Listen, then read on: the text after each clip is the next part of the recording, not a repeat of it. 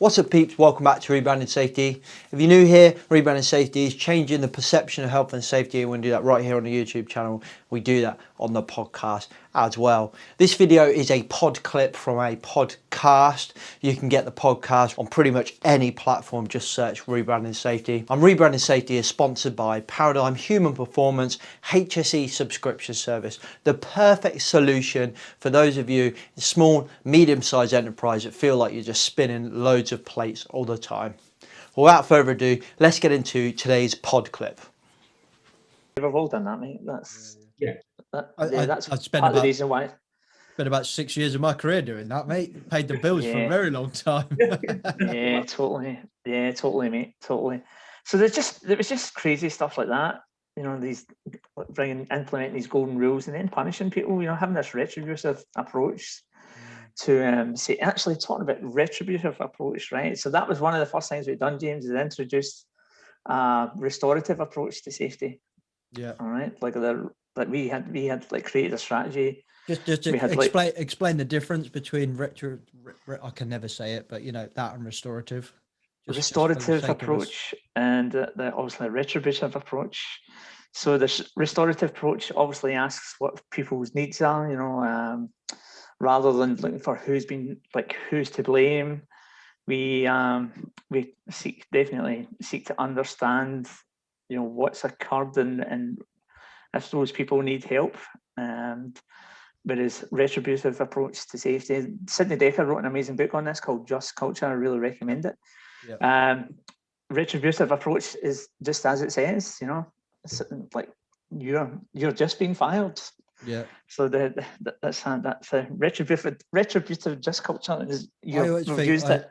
I would just say, if you're looking for retributed, what an example of that is watch any film from like the Napoleonic War, and how we used to treat British soldiers.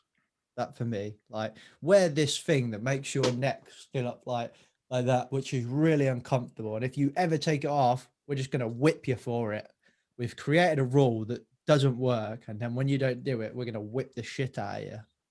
Well, mate, in our organisation, that actually the ER people started to go, hey, we've not written anyone up for safety breaches recently. You know, is there an issue here? And we're like, nope, everything's working just fine. So that gives you an idea of how powerful that can be when you and like that. I think you can do that quite easily as well. But definitely, people recommend people have a read of that Just Culture book, or just watch some of Dekker's YouTube stuff as well on that approach. What was that shift? What was that shift like? Was there kind of dissent in opinions against it? How were the like leaders comfortable with that? Or?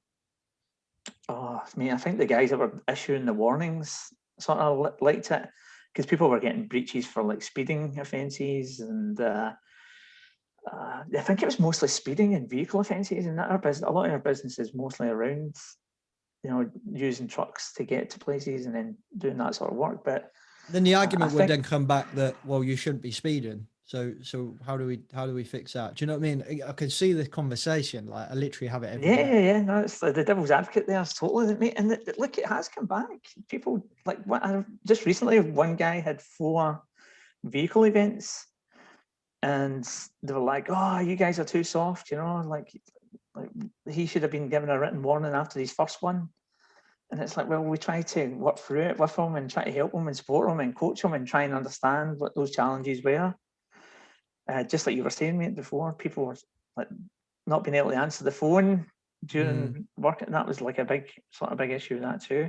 So sorry, I keep interrupting you and going down a rabbit's hole, but that's right, mate, you go for it. This kind of reminds me of the conversation I had with the infamous Mr. Cooper.